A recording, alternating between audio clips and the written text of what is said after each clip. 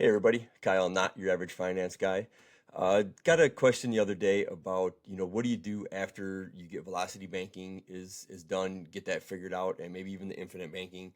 And I've mentioned a couple times on the channel about, real estate investing where I have some rental properties. And so the question was, how do you look at that? How do you get into that? So I've got an example for you today of it's a house that was for sale down the road from me, not too far, and just was going to go through it with you and show you kind of what I'm looking for when I'm looking at buying a rental property. So I just got on Realtor.com real quick. It's the best for this area, and this just looks like something I would buy. It's a ranch style, smaller, easier to take care of, it looks like. And, the price isn't too bad. This one's contingent, so I'm not buying it regardless. But they're asking $188,000 for it. And in this market, in where I'm at, everything's different all through the United States. But I think this would probably rent for between $1,600 to $1,700 a month. So right off the cuff, you look at, okay, say this would rent for, let's just say 1,700, and the estimated cost here are 1,470. It's like, all right, well, that's making more money than it's costing you, so boom, I should buy it and I'll make money, right? Like, well, no, that right off the cuff, that's an easy way to look at it. Another way to look at it is they're asking $188,000. You kind of take the 1% rule, like what is the rent? If rent could be $1,880, then I might look at it. I think that's a little high for this area. I don't know that it could happen just yet. Maybe in a couple years, hopefully the rents keep going up. But kind of what I look at when I go through here, and this, estimate here is not what it seems to be sometimes too. So kind of looking through some of the stuff here, the property details, I like to dig into the monthly payment down here. So the home price, 188,000.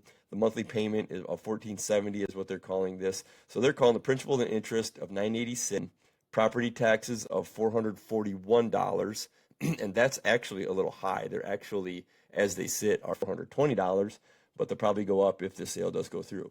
Home insurance, $43 a month. Yeah, right.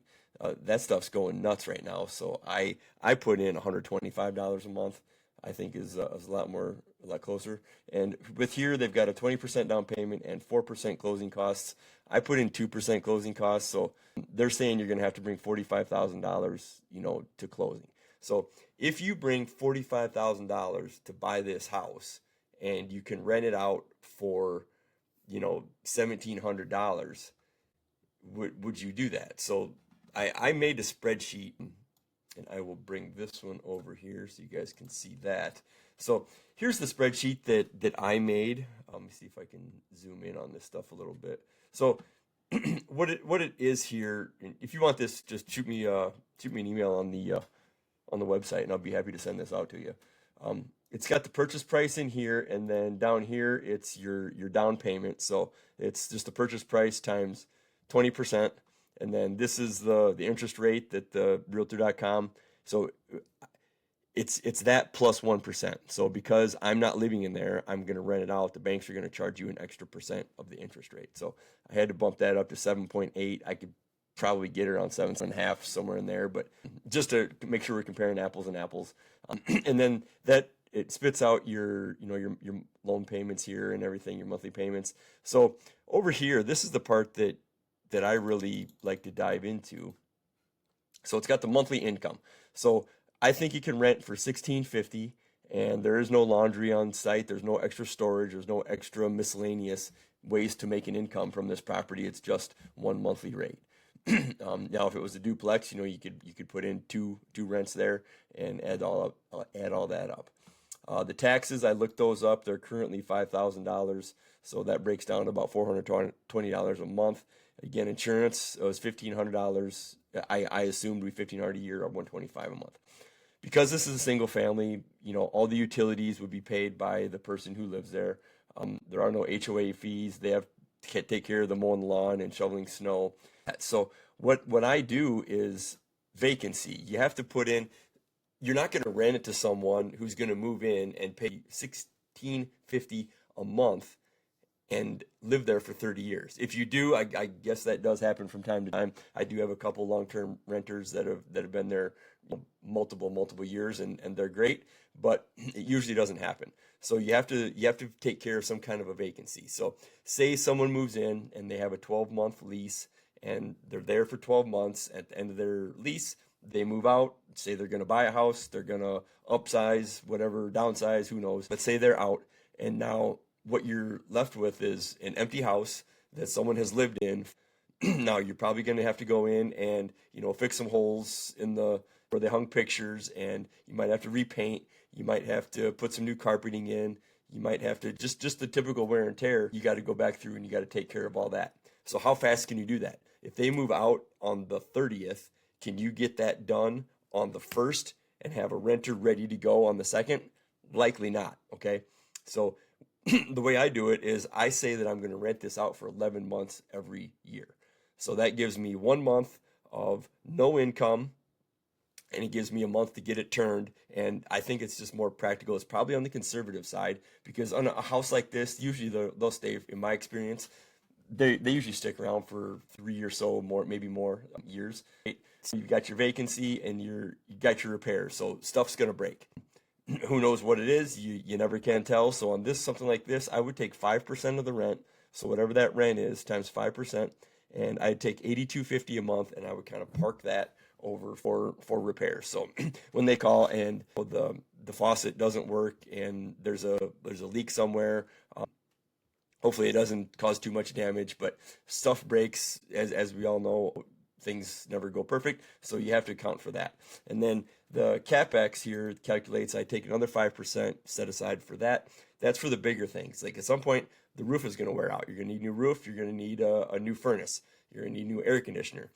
I'm probably a little bit light on that, but that's about $1,000 a year that I'm saving and putting aside for the bigger repairs. Property management.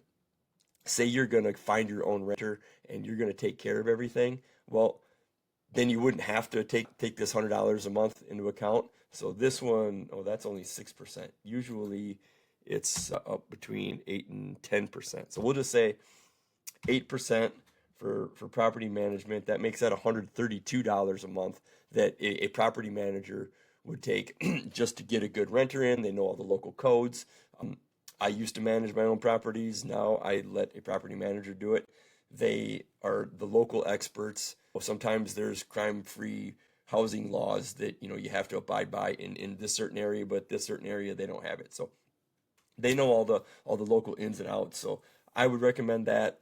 If not, if you don't want to do that, you can save that money, but you're going to be doing all that stuff on your own. So wouldn't you want to pay yourself $132? Make 8%. On top of everything else. So that's what I always throw that in there, whether I manage it or not, whether I pay a manager or not, just because it is work and you do have to take care of it. And then you got the mortgage. So the total cost on this, the way I have everything calculated, is $2,067. So at $2,067 of cost, while you're bringing in $1,650, I'm losing money. I don't care to lose money. Now, could I up the rent? Could you up the rent to $2,067? Yeah, but no one's going to rent it. It's too expensive for the area, okay? So just some other things to think about. And then if for some reason when you get over to this side, this is the cash flow here. So this takes, your total monthly income minus your total monthly expenses, $17. So if I bought this and I put $37,000 down plus my $3,000 of closing costs, I bring $40,000 and buy this house. It's going to cost me $417 a month. Now it's not going to right off the bat because maybe you don't need to worry about vacancy, maybe you don't need to worry about repairs, maybe you don't need to worry about your CapEx because nothing's going to break right away, and your property management. So those four added up, that's $434. So right there, that would get you back into just about even. But guess what? At some point, something's going to break, and you're going to have some vacancy. But that's just kind of the game we're playing here to look at. So I probably would not buy this house. I mean, look, the way I've got it calculated right here, you know, you're losing $417 a month, and that's a negative 12% return on your cash. So you could take that $40,000 right there and just stick it in a bank, making 0.6% interest in your savings, and you could make more money doing that. But when you buy a house, you get depreciation. Okay, you get depreciation, you get appreciation. It's an inflationary hedge. So every year as inflation goes up, that the price of this house should go up, you know, with it. And as you're paying this off, you're also, you know, in 30 years, your payment's not going to change, right? So let's see, what's the monthly payment here is about $1,000. So in 30 years, if inflation keeps going nuts the way it has been here, you're going to be paying back $1,000 a month. That's going to be peanuts, right? In 30 years. So it's an inflationary hedge.